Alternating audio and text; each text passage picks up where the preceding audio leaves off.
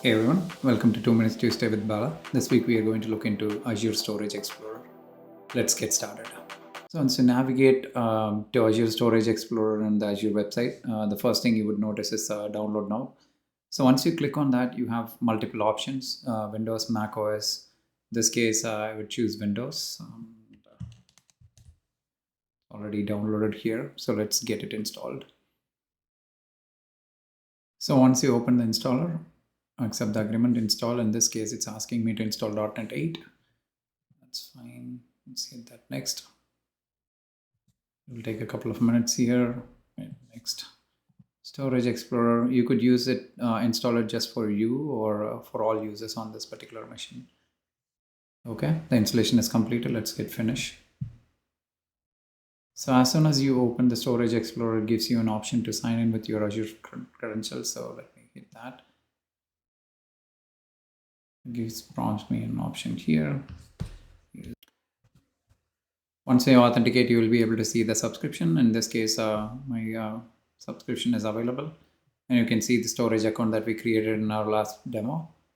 Once you expand that, you should be able to see your blob containers, the one we created, file shares, queues, and tables.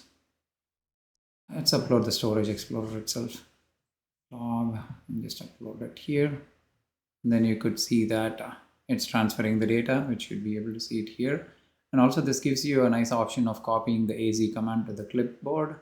And the second option it gives you is to adjust the bandwidth limits. So once you click on that, you should be able to, if you leave it at 0, it will use your entire speed, but you can limit it down. This really helps if you're sending bulk data to Azure and you don't want to consume the entire bandwidth for this machine itself. So it says the transfer is completed here.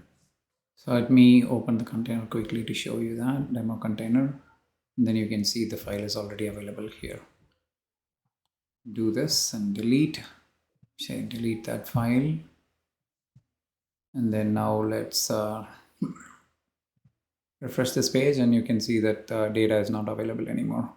So it gives you an option to do a drag and drop. If you go to the file shares, you could do the same thing. And then you can also on this, you could just right click and create a new blob container or create a file share. Like you could do all those operations, whatever you're doing on the. So that's all for this week. Hope this is helpful. Thank you for watching.